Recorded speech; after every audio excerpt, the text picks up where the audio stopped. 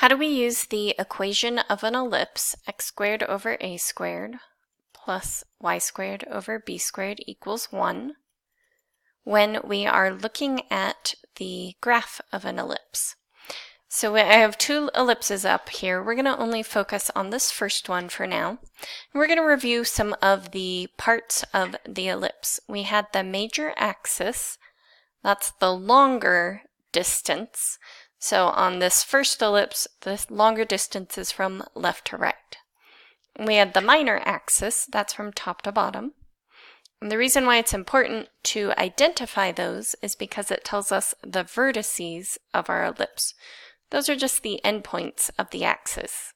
So this ellipse is at 5, 0, negative 5, 0. So those are the vertices. They're both a vertex because they're the endpoints of the major axis.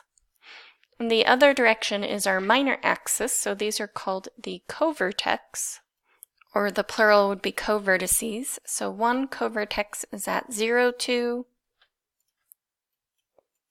And the other covertex is at 0, negative 2. We also saw when we were deriving the equation that we often call the distance from the center to one of the vertices a. And in this case, we now know a length. A is 5. The distance from the center to that point 5 is 5. And then in the other direction, we call the distance from the center to the covertex b, and in this case the covertex is 2. So if we know the vertex and the covertex, that gives us a and that gives us b, and we can actually just plug them in to find the equation. Vertex is 5, so the major axis is along the x-axis, which means the 5 will go under the x value. And since a is squared, we have 5 with the squared still attached. B is 2, so that would be 2 with the squared still attached to it. And then we can just simplify. X squared over 25, 5 squared is 5 times 5, which is 25, plus y squared over 4, 2 times 2 is 4, equals 1. So the equation for that ellipse we see in the graph is x squared over 25 plus y squared over 4 equals 1.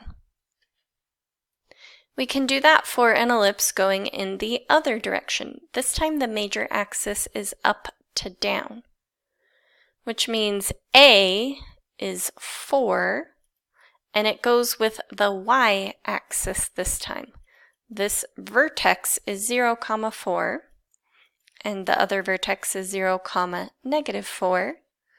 And in the other direction, the covertices are on the x-axis this time.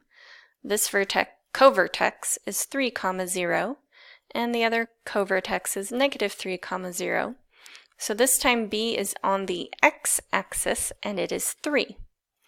So when we plug it in this time, x squared goes with b squared. B is usually used for the covertices, and y squared goes with a squared because a is for the major axis.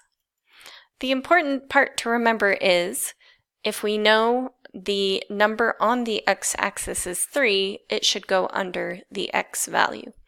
Even if you can't remember the exact which one's a, which one's b, always put the value of the vertice, this case, the major axis is 4, underneath the axis it's on. 4 was on the y-axis, therefore it goes under y.